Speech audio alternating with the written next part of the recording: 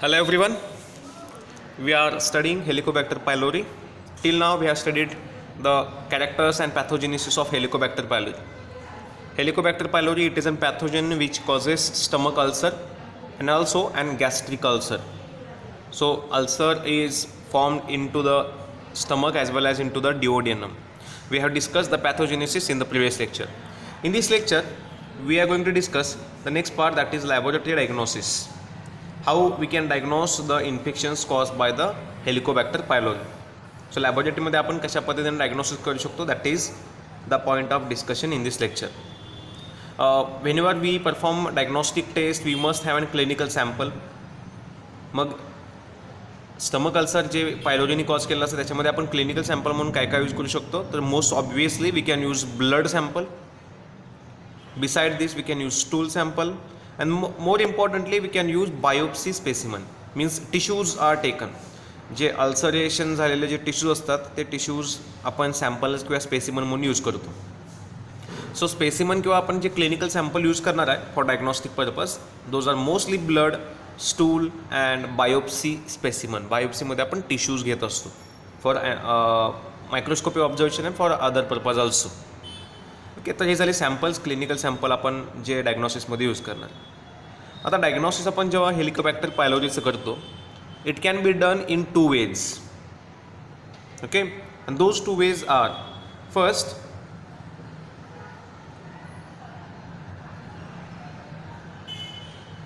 non-invasive tests. So diagnosis can be done by using 2 different types of tests. First non-invasive test and second invasive test. Okay, so non invasive टेस्टमध्ये mostly आपण जे active infection आहे, active infection म्हणजे काय की जे आता म्हणजे पर्सनमध्ये सॅम्पल घेतो की जो पर्सन कम्प्लिटली क्युअर नाही आहे अजून, त्या पर्सनच्या बॉडीमध्ये इन्फेक्टिव्ह पॅथोजन आहे अजून. So steel the infection is active. अशा केसेसमध्ये आपण मोस्टली या टेस्ट परफॉर्म करतो. आणि इन्व्हेजिव्ह टेस्टमध्ये सुद्धा आपण बऱ्यापैकी ॲक्टिव्ह इन्फेक्शन डिटरमाइन करू शकतो. बट त्याच्यामध्ये काही टेस्ट आहेत जसं की बायोकेमिकल्स टेस्ट आहेत की ज्याला आपण काही दिवसांनी परफॉर्म करतो. So invasive test and non invasive test, these are the 2 ways by which we can perform laboratory diagnosis.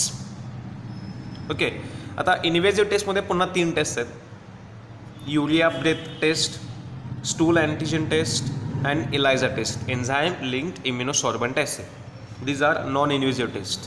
आणि इन्व्हेजिव्ह टेस्टमध्ये मायक्रोस्कोपिक ऑब्झर्वेशन करतो आपण by using endoscopic biopsy. We perform some biochemical test and also another test which is specific for Helicobacter pylori, that is called biopsy urease test. Okay, so these are the some tests which are performed for the diagnosis of Helicobacter pylori. या taste काय आहेत तर let's see all those tests in details. Let's start with the non-invasive tests. Non-invasive test मध्ये जी पहिली taste आहे that is urea breath test. Okay, urea breath test, it is most commonly used to detect the active infection present in the person. जे आता active infection आहे, person who is suffering from the particular kind of infection, असं active infection जे आहे ते active infection determine करण्यासाठी आपण काय यूज करतो, urea breath test. Okay, urea breath test very interesting test आहे. बघा काय याच्यामध्ये एक्झॅक्टली काय केलं जातं. यासाठी आपल्याला हे माहिती पाहिजे की हा जो ऑर्गॅनिझम आहे it produces abundant urease enzyme. Okay, हा जो ऑर्गॅनिझम आहे तो युरेज एन्झाईम लार्ज अमाऊंटमध्ये प्रोड्यूस करतो आणि हीच प्रॉपर्टी आपण या टेस्टमध्ये यूज करणार. बायोकेमिकल टेस्ट किंवा आपण जेव्हा त्याचा व्हायरुलस फॅक्टर स्टडी केला तेव्हा मी तुम्हाला सांगितलं होतं की युरेज ही एक प्रॉपर्टी अशी की ज्या प्रॉपर्टीच्या बेसिसवर आपण डायग्नोसिस करू शकतो. And this urea breath test it is based upon the use of urease of production of urease by this organism. So काय केलं जातं बघा युरिया ब्रेथ टेस्टमध्ये, याच्यामध्ये द पेशंट जो आहे that patient is allowed to drink urea solution. पेशंटला आपण काय करतो, युरिया सोल्युशन ड्रिंक करायला लावतो. Okay, so patient is allowed to drink urea solution. फक्त काय आहे की इथं जो युरिया आपण यूज करणार आहे in this case, that urea is not common urea but it contains and C13 carbon. असा युरिया आहे की ज्या युरियामध्ये जो कार्बन आहे तो कार्बन कसा आहे C13 आहे. नॉर्मल कार्बन कसा असतो C12 असतो. तर हा कार्बनचा आयसोटोप आहे. So it is an isotope of normal carbon. So इथं जे युरिया असणार आहे, त्या युरियामध्ये जो कार्बन आहे तो कार्बन कसा आहे, तर तो आयसोटोप आहे कार्बनचा, नॉर्मल कार्बनचा. C12 नाही आहे, C13 आहे. तर एवढं लक्षात ठेवा की इथं युरिया आहे, पण त्यातला कार्बन हा त्याचा आयसोटोप आहे, C13 आहे. आणि ही प्रॉपर्टी आपण इथं यूज करणार. So patient is allowed to drink the urea solution. Patient जेव्हा युरिया सोल्युशन ड्रिंक करणार आहे, समजा त्याच्या स्टमकमध्ये, this is an stomach, okay. So if the stomach contains Helicobacter pylori, what will happen? The organism will produce urease enzyme, and that urease will hydrolyze the urea into CO2 and ammonia. तो युरेज काय करणार आहे, तर त्या युरियाला hydrolyse करणार, break करणार कशामध्ये, CO2 आणि अमोनियामध्ये. आणि तो जो CO2 आणि अमोनिया प्रोड्यूस होतात, अमोनियामुळे काय होतं आपल्याला माहिती आहे की जो स्टमकची ॲसिडिटी ती रिड्यूस होते, pH न्यूट्रलाइज होतो. पण हा जो CO2 आहे तो CO2 रिलीज केला जातो. ओके. सो आपण त्या पेशंटमध्ये किंवा पेशंटला ते युरिया सोल्युशन दिलं, त्यानं ड्रिंक केलं, ड्रिंक केल्यानंतर युरिया सोल्युशन स्टमकमध्ये गेलं, स्टमकमध्ये गेल्यानंतर तिथं कोण हेलिकोबॅक्टर पायलोरी जर असेल, तर हेलिकोबॅक्टर पायलोरी काय करेल, ते युरियाचं हायड्रोलिसिस करेल आणि तो CO2 रिलीज करेल, अमोनिया रिलीज करेल. CO2 जो रिलीज झाला, केअरफुली बघा, CO2 मधला जो C आहे तो कसा आहे, कार्बन 13 आहे, नॉर्मल कार्बन नाही आहे. ओके. सो तो C13 किंवा CO213 जो आहे तो रिलीज केला जाणार. Then it is transported to the lungs. बघा, लंग्समध्ये तो ट्रान्सपोर्ट झाला. ओके. आणि लंग्समधून फायनली जो पर्सन आहे, तर person it is allowed to blow the air. तो पर्सन काय करायला, तो आता थोडं through the nose he is allowed to blow the air. मग जेव्हा तो एअर ब्लो करणार आहे, ते that air is collected in a flask or any container containing 0.5 millimolar hyamine solution. Okay. 0.5 millimolar hyamine solution. हे कशासाठी यूज करतं मी तुम्हाला सांगेन. पण त्या पर्सनला आपण काय करतो, that person is now allowed to blow the air in a hyamine solution. So जो कार्बन डायऑक्साईड रिलीज होणार आहे तो कसा असणार आहे, तर obviously it is an C13 carbon dioxide. आणि ते मग आपण त्या हायमाइन सोल्युशनमध्ये घेतलं. And finally this hyamine solution is subjected to mass spectroscopy. Mass spectroscopy केली जाते आणि त्या मास स्पेक्ट्रोस्कोपीमध्ये कार्बन 13 जो CO213 आहे ते आहे का बघितलं जातं. So finally this CO2 presence of CO2 is determined by the mass spectroscopy. Okay. तर ही झाली मेथड. आता याच्यामध्ये इंटरप्रिटेशन कसं करणार आपण. मास स्पेक्ट्रोस्कोपीमध्ये जर carbon that is carbon dioxide CO213 कार्बनचा आयसोटोप आहे की जो C13 आहे, तो जर डिटरमाइन झाला किंवा डिटेक्ट झाला, याचा अर्थ काय की पेशंटने जेव्हा युरिया सॅम्पल स्वॅलो केलं होतं त्यावेळी त्याच्या स्टमकमध्ये युरियाज एन्झाईम त्याच्यावर ॲक्ट झाला आणि त्याने काय प्रोड्यूस केला, तर CO213 प्रोड्यूस केला. नॉर्मल CO2 नाही आहे, हा CO2चा त्याच्यामध्ये जो कार्बन आहे तो त्याचा आयसोटोप आहे. सो हा CO213 रिलीज झाला. हा CO213 पेशंट काय करणार आहे, एक्सहेल करणार आहे. आणि मग आपण तो एक्सहेल केलेला त्याची जी एअर असेल ते त्यामध्ये आपण काय करतो, we determine the presence of CO213. If CO213 is detected in the patient's breath, त्याच्या जे ब्रिदिंग करणार आहे त्या ब्रिदिंगमध्ये जर CO213 डिटेक्ट झाला, this means its stomach contains the urease enzyme and this ultimately means the patient contains Helicobacter pylori. So जेव्हा पेशंटला breathing करायला सांगितलं होतं, एक्सहेल करायला सांगितलं होतं, त्यावेळी त्याच्यातून तो काय करतो, it exhales the carbon dioxide but it is an CO213. Okay. So in this way we can determine the presence of Helicobacter pylori. So this is an urea breath test. I hope की सगळ्यांना समजलं असेल.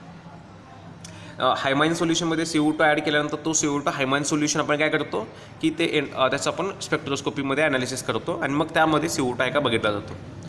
महत्त्वाचं इथं असं आहे की जो आपण C13 यूज केला आहे तो नॉर्मल कार्बनचा आयसोटोप आहे, पण रेडिओ आयसोटोप नाही आहे. तो रेडिएशन्स इमिट करत नाही. C14 जो असतो तो रेडिएशन्स इमिट करतो. हा कसा C13 आहे. सो आयसोटोप आहे आणि C13 आपण इझिली डिटेक्ट करू शकतो मास स्पेक्ट्रोस्कोपीमध्ये, म्हणून आपण C13 यूज केला. C14 यूज केला नाही कारण तो रेडिएशन्स इमिट करतो. सो रेडिओ लेबल आपल्याला यूज करायचं नाही. नॉर्मल C13 आहे, फक्त तो कसा आहे आपला जो C12चा आयसोटोप आहे. So once again I repeat the experiment or this technique. The patient is allowed to drink. Okay. So let me explain it again. The patient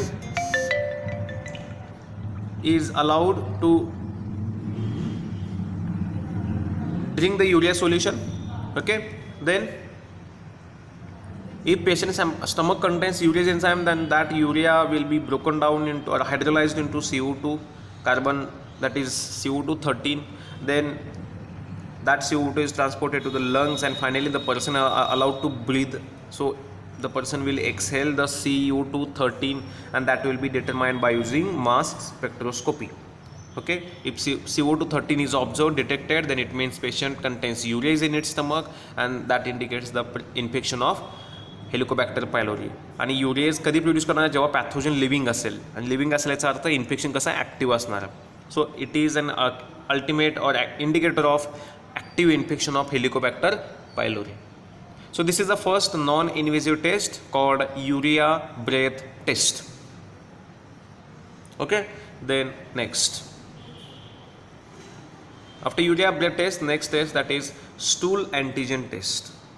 Stool antigen test simple test आहे. याच्यामध्ये आपण काय करतो, तर we determine the presence of antigen, Helicobacter pylori antigen in the stool. So stool sample collect करून त्याच्यामध्ये antigen आहे का आपण डिटेक्ट करणार आहे. ही test, so simply it is use for detection of Helicobacter pylori antigen in a patient stool sample. Mostly this test is use to determine the gastrointestinal infection in the childrens. So चिल्ड्रनमध्ये जे gastrointestinal infection आहे, stomachs related, इंटेस्टाइनशी related जे infection आहे, ते infection determine करण्यासाठी stool antigen taste use केले जाते. असं नाही की फक्त हेलिकोबॅक्टर पायलोरीसाठी, तर गॅस्ट्रोइंटेस्टिनल इन्फेक्शन जेवढे काय असू शकतात, स्टमक आणि इंटेस्टाइनशी रिलेटेड इन्फेक्शन्स, ते डिटरमाइन करण्यासाठी patient stool sample is taken, आणि त्याच्यामध्ये अँटीजेन आहे का बघितला जातो. Mostly for children this test is performed and also in some sensitive peoples. This test is ELISA based. ELISA based म्हणजे काय, की याच्यामध्ये आपण काय करणार आहे, की नोन अँटीबॉडीज घेणार आहे, हेलिकोबॅक्टर पायलोरीच्या अगेन्स्ट नोन अँटीबॉडीज घेणार. ओके, एक एक्झाम्पल मी तुम्हाला ते डायग्रामॅटिक सांगतो. सपोज ही आपली स्लाईड आहे, आणि या स्लाईडवर आपण इथं अँटीजेन म्हणजे पेशंट सॅम्पल फिक्स केलेलं आहे. हा काय, तर दिस इज अ पेशंट सॅम्पल, म्हणजे याच्यामध्ये अँटीजेन असणार आहे. आणि हेलिकोबॅक्टर पायलोरी जो आहे, त्याच्या नोन अँटीबॉडीज आपण काय करणार आहे, या स्लाईडवर ॲड करणार. जर सपोज नोन अँटीबॉडीज कशाचे आहेत, हेलिकोबॅक्टर पायलोरीचे आहेत. जर अँटीजेन म्हणजे हेलिकोबॅक्टर पायलोरीचा अँटीजेन या सॅम्पलमध्ये असेल, तर या अँटीबॉडीज त्याला काय होतील, फिक्स होतील. आणि फिक्स झाल्यामुळे काय दिसेल तुम्हाला, अग्लुटिनेशन दिसेल.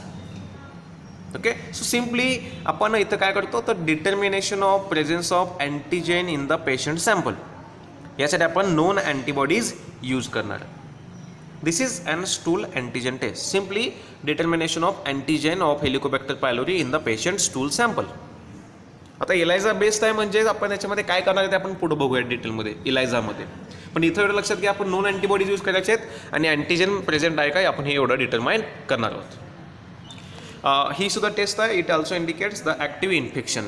Active infection means patient is still suffering from the infection of Helicobacter pylori. Okay, then next third invasive test, and that is ELISA test. Okay, so ELISA टेस्टमध्ये काय केलं जातं, इलायझा म्हणजे enzyme linked immunosorbent acid. ELISA it is enzyme linked immunosorbent acid. आपण हे यापूर्वी सुद्धा बऱ्याच वेळा डिस्कस केलेलं आहे.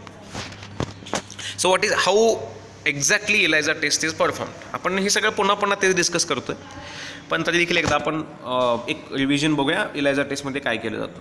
So on a slide first antigen is taken. Antigen म्हणजे पेशंट सॅम्पल आपण त्या स्लाईडवर ड्रॉप ठेवला. पेशंट सॅम्पलमध्ये काय असणार आहे, ब्लड सॅम्पल असेल एक्झाम्पल. तर पेशंट सॅम्पलमध्ये हेलिकोबॅक्टर पायलोरी असेल तर अँटीजेनसुद्धा असणार आहे. मग आपण काय केलं की नोन अँटीबॉडीज घेतल्या. रेड कलरची जी दिसते तुम्हाला, these are known antibodies. So we have taken first antigen on the slide, a drop of antigen or drop of patient sample. Then known antibodies against Helicobacter pylori is then added. Okay, add केल्यानंतर washing करायचं.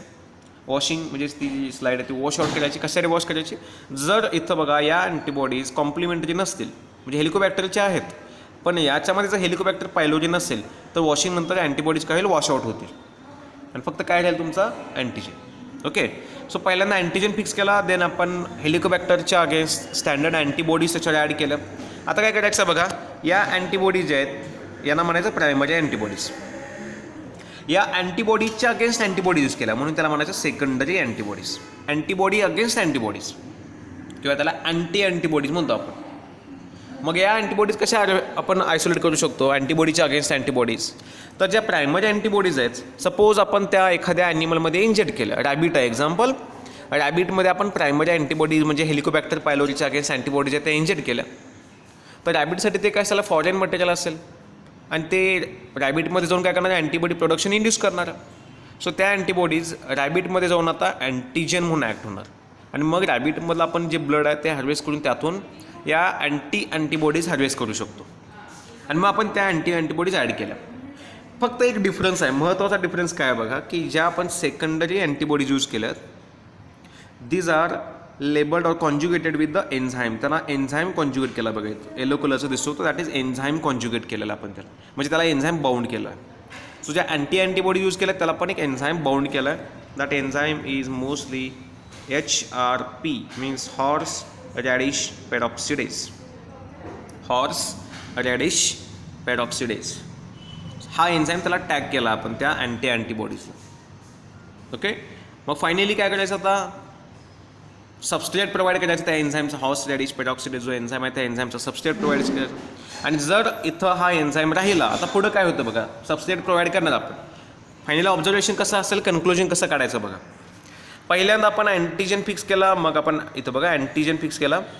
Antigen fix केल्यानंतर आपण antibodies add केल्या. Antibodies इथं जर binding झालं असेल तर वॉशआउट नंतर हा कॉम्प्लेक्स IS राहील. हा कॉम्प्लेक्स जर राहिला तर सेकंडरी अँटीबॉडी जे अँटीबॉडीच्या अगेन्स्ट स्पेसिफिक आहेत त्या याला बाइंड होतील. ओके, त्या याला बाइंड होतील.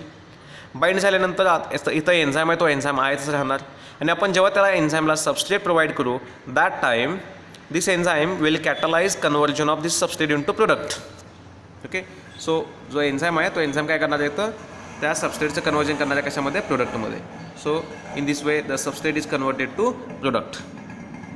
आणि जेव्हा सबस्ट्रेटचं कन्वर्जन प्रोडक्टमध्ये होईल that time colour change is observe. Okay, so colour change is observe. So इथं बघा जेव्हा आपण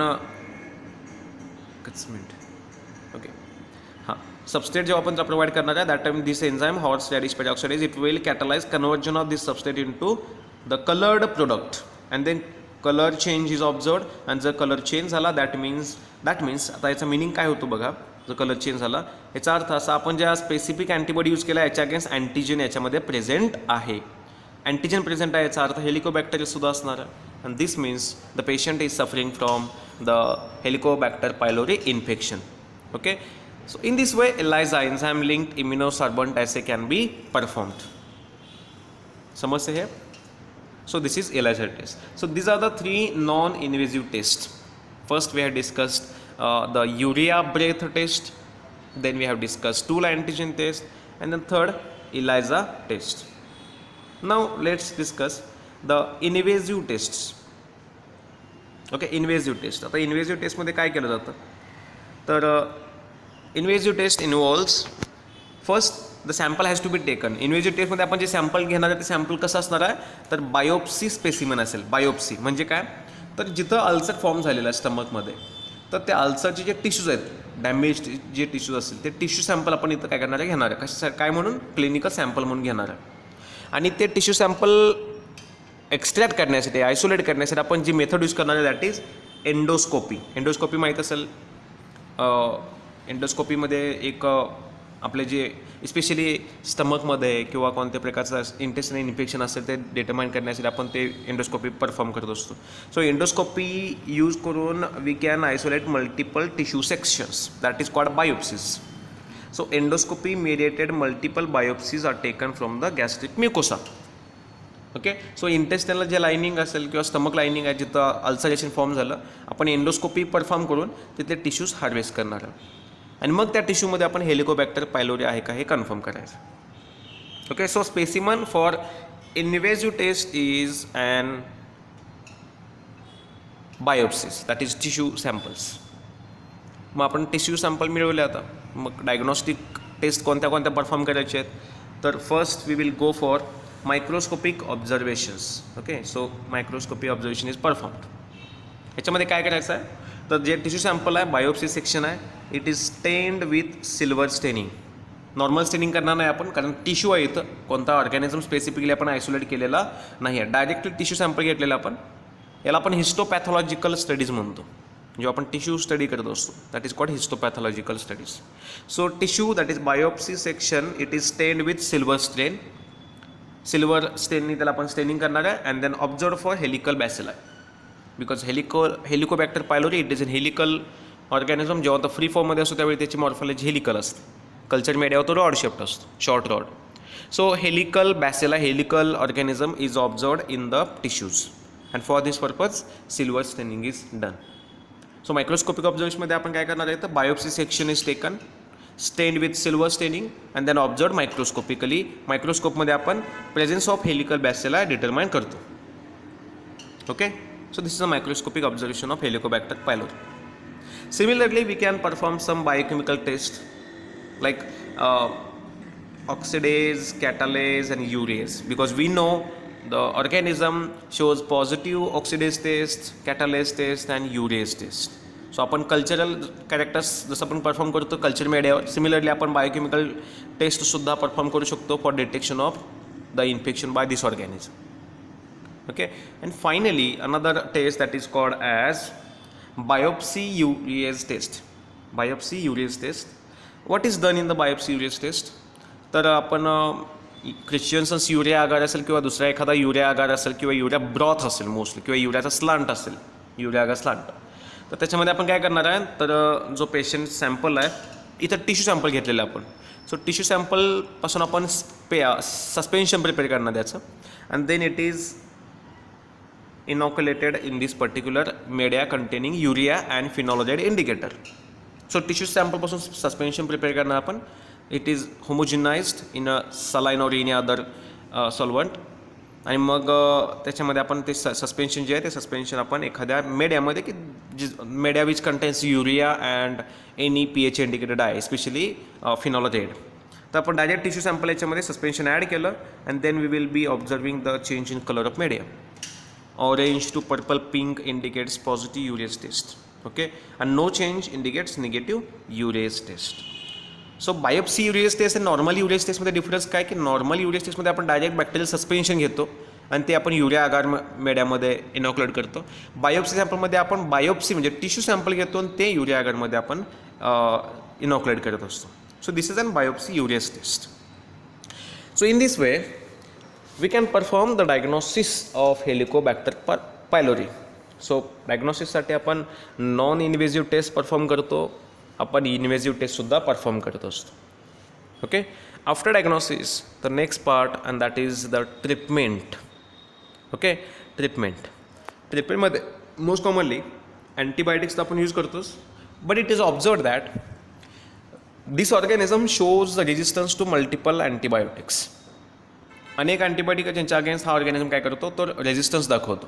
त्यामुळे instead of using single antibiotic कॉम्बिनेशन्समध्ये आपण अँटीबायोटिक यूज करतो, म्हणजे 2 or 3 antibiotics are use in the combinations. आणि याचं रिझन काय तर multi drug resistance, because this organism shows resistance to multiple number of antibiotics. आपण हे पण स्टडी केले की हा जो ऑर्गॅनिझम आहे तो स्टमक अल्सर कॉज करतो, but at the same time duodenal अल्सरसुद्धा कॉज करतो, म्हणजे स्मॉल इंटेस्टाईनमध्ये सुद्धा अल्सरेशन कॉज करतो. आणि स्मॉल इंटेस्टाईनमध्ये अल्सरेशन कशामुळे होतं तर आपण स्टडी केलं की जेव्हा ऑर्गॅनिझमचं इन्फेक्शन होतं, स्टमक सेलमध्ये ऑर्गॅनिझम इन्फेक्शन करतो त्यावेळी एक्सेस ॲसिड प्रोड्यूस करतो. स्टमकमध्ये एक्सेस ॲसिड प्रोडक्शन होतं आणि ते एक्सेस ॲसिड काय करतं तर डिओडिनम जे इपिथेलियल लायनिंग आहे त्या लायनिंग डॅमेज करतं आणि त्यामुळे तिथंसुद्धा अल्सरेशन डेव्हलप होतं. So this is the most important thing. We must keep this in mind that whenever there is an infection of Helicobacter pylori in the stomach cells, that time stomach produces excess acid and this acid causes ulceration in the duodenum. Small intestine मध्ये ulceration cause करतं. मग हे होऊ नये म्हणून आपण काय केलं पाहिजे, ते जे एक्सेस ॲसिड आहे ते ॲसिड प्रोडक्शन स्टॉप केलं पाहिजे. ओके, मग ॲसिड प्रोडक्शन स्टॉप कसं करायचं आहे लेट्स सी. ओके, सो इथं बघा डायग्राममध्ये तुम्हाला दिसेल क्लिअरली. तर इथे एक प्रोटॉन पंप आहे, म्हणजे सेल मेम्ब्रेन जे असते, युकॅरियोटिक सेल जे असतात, सेल मेम्ब्रेनवर प्रोटॉन पंप्स असतात. आता प्रोटॉन पंप्स म्हणजे काय तर सांगतो मी तुम्हाला. This is an cell membrane. Cell wall तर नसते ॲनिमल सेलमध्ये, सेल मेम्ब्रेन आहे. आणि सेल मेम्ब्रेन कशी असते आपल्याला माहिती आहे, सेमी परमिएबल असते, सगळेच मटेरियल बाहेर टाकत नाही किंवा सगळेच मटेरियल आत घेत नसते. ठराविक मटेरियल बाहेर टाकले जाते, ठराविक मटेरियल आत घेतलं जातं. आणि त्यासाठी सेल मेम्ब्रेनमध्ये काही प्रोटीन्स असतात, काही कॅरियर्स असतात आणि काही पंप्स असतात की जे काय करतात, तर responsible for exchange of the nutrients आणि वेस्ट. प्रोटॉन पंप म्हणजे काय असतो, तो जो काय करतो की सायटोप्लाझममधला जो प्रोटॉन आहे, so this is a cytoplasmic proton. हा प्रोटॉन काय करतो, तो it releases outside into the extracellular fluid. जे सेलच्या बाहेर फ्लुइड असेल त्याच्यामध्ये प्रोटॉन्सला पंप करतो, बाहेर रिलीज करतो. So this proton pump which is present in the cell membrane, तो काय करतो, तर it releases protons outside the cell. Cytoplasmic protons बाहेर टाकतो आणि यामुळे काय होतं, प्रोटॉन ग्रॅडियंट तयार होतो. आणि आपल्याला माहिती आहे की प्रोटॉन ग्रॅडियंट तयार झाला की त्याच्यामध्ये एनर्जी असते, ज्याच्यापासून प्रोटॉन मोठी फोर्स तयार होतो आणि मग त्याच्यापासून ATP सुद्धा जनरेट होऊ शकते. सो प्रोटॉन पंप काय करतो की सायटोप्लाझमिक जो प्रोटॉन आहे त्याला बाहेर रिलीज करतो. Okay, so this is a proton pump. Unidirectional असतो तो पंप बाहेर प्रोटॉन्सना रिलीज करतो with the help of energy, that is active transport आहे. तर बघा ATP हायड्रोलाइज केला जाणार आहे. सो जेव्हा एनर्जी यूज करून एखादं ट्रान्सपोर्ट केलं जातं त्याला आपण म्हणतो active transport. So proton pump transports proton outside the cell membrane actively by using energy, that is by hydrolyzing the ATP. It transports the proton outside the cell. Okay, so याला म्हणायचं proton pump. मग आता proton पंपचा role काय आहे, तर बघा तो काय करतो, इथं तुम्ही बघितलं केअरफुली तुम्हाला समजेल की proton pump is responsible for increasing protons outside the cells. म्हणजे स्टमकमध्ये प्रोटॉन्स लार्ज अमाऊंटमध्ये रिलीज केले जातात आणि जेव्हा प्रोटॉन कॉन्सन्ट्रेशन इन्क्रीज होतं that time we know that acidic pH develop होतं, ॲसिडिटी इन्क्रीज होते, खूप सारं ॲसिड डेव्हलप व्हायला म्हणजे प्रोड्यूस केलं जातं स्टमकमध्ये. सो प्रोटॉन पंप जितके जास्त ॲक्टिव्ह होतील तेवढं जास्त प्रोटॉन्स बाहेर पंप केले जातील आणि जेवढे जास्त प्रोटॉन पंप केले जातील तेवढं ॲसिडिटी तिथं वाढणार आहे. आणि जेवढी ॲसिडिटी वाढेल तेवढं काय होणार आहे, तिथं डिओडिनल अल्सरेशनचे चान्सेस इन्क्रीज होतात. म्हणजे आपण काय केलं पाहिजे, मग what should we do, what we are supposed to do. आपण काय करायचं आहे इथं, तर simply we are suppose to inhibit this proton pump. हा जो प्रोटॉन पंप आहे याला आपण इनहिबिट करायचं, स्टॉप करायचा, टेम्पररी त्याला स्टॉप करायचं, इनहिबिट करायचं. टेम्पररी म्हणतो मी, महत्त्वाचं टेम्पररी. सो प्रोटॉन पंप जर आपण इनहिबिट केला तर काय होईल, प्रोटॉन्स रिलीज होणार नाहीत आणि त्यामुळे ॲसिडिटी वाढणार नाही आणि त्यामुळे डिओडिनल अल्सरेशनचे चान्सेस काय होतात, कमी होतात. ओके, तर हे अचीव करण्यासाठी आपण काय यूज करू शकतो, we can use some proton pump inhibitors. Okay, so the point is proton pump inhibitors. So we can use proton pump inhibitors like dexlansoprazole और इसोमप्रेझॉल, लॅन्सोप्रेझॉल, पेंटोप्रेझॉल, ओमिप्रेझॉल अँड रेबप्रेझॉल. हे सगळे कोण आहेत, these are proton pump inhibitors. काय करतात, हे या proton पंपला inhibit करतात आणि त्यामुळे प्रोटॉन्स बाहेर टाकले जाणार नाहीत आणि स्टमकमध्ये pH हा ॲसिडिक होणार नाही. टेम्पररी प्रोसेस असते ही. सो यासाठी आपण काय यूज करतो, we uses proton pump inhibitors and these are the examples of proton pump inhibitors. Okay, समजते हे, गुड. नाव आता प्रोटॉन पंप इनहिबिटर्स आपण यूज करणार आहे, बट मगाशी मी सांगितलं तसं की इथं अँटीबायोटिक्स पण आपण यूज करू शकतो. बट मोर इम्पॉर्टंटली अँटीबायोटिक्स हे अलोन यूज केले जात नाहीत, तर कॉम्बिनेशनमध्ये यूज केले जातात. ओके, सो कॉम्बिनेशनमध्ये आपण अँटीबायोटिक्स कोणते यूज करतो बघा, तर proton pump inhibitor along with amoxicillin and clarithromycin, this combination is used. Any one of this proton pump inhibitor, यापैकी कोणता एखादा proton pump inhibitor plus proton pump inhibitor plus amoxicillin and clarithromycin. This combination is given to the patient suffering from Helicobacter pylori infection. Or we can use proton pump inhibitor, metronidazole, tetracycline and bismuth subsalicylate. Proton pump inhibitor, metronidazole, tetracycline and bismuth subsalicylate. This combination can also be used. So combination of antibiotics and proton pump inhibitor is given to the patient who is suffering from stomach ulcer or gastric ulcer. So treatment involves use of proton pump inhibitors and antibiotics. सगळ्यांना समजलं असेल की आपण कॉम्बिनेशनमध्ये use करणार आहे proton pump काय use करतो आपण, प्रोटॉन पंप इनिबिटर्स, तर that inhibits the proton pump आणि त्यामुळे ॲसिडिटी स्टमकमध्ये कम्पॅरेटिव्हली कमी होते आणि त्यामुळे आपल्याला डिओडिनल अल्सरेशन प्रिव्हेंट करता येऊ शकतं. Okay, so in this way we can treat the patient who is suffering from the stomach ulcer. Final point, what are the preventive measures, that is prophylaxis. Infection होऊ नये म्हणून काय करू शकतो आपण, मोस्टली तर आपण जसं डिस्कस केलं की more than 50% population around the world has Helicobacter pylori in their stomach, आणि त्यामुळं आपण we can not prevent such infection, but आपण ज्या प्रिव्हेंटिव्ह मेजर्स घेऊ शकतो those are frequently washing the hands. Okay, कारण एक्सटर्नली हा जो ऑर्गॅनिझम आहे तो ट्रान्समिट होऊ शकतो, तर आपण ते ट्रान्समिशन प्रिव्हेंट करण्यासाठी we can wash your hands. Then we can avoid the food or water that is not clean. So unclean food and water should be avoided, and more importantly undercooked food can also be avoided. कारण food जर if it is prepared from the water which contains the Helicobacter pylori organism, because it is released in the stool, feces मधून release होतो, so अशा वॉटरपासून जो food असेल किंवा अंडरकुक्ड food असेल, so that can be responsible for Helicobacter pylori infection.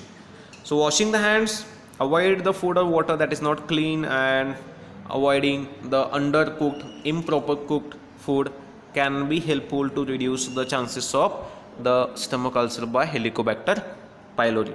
Okay, so this is all about the Helicobacter pylori which causes stomach ulcer. I hope की सगळ्यांना समजलं असेल. If any doubt, any queries, you can feel free to ask me any question. Okay, thank you so much.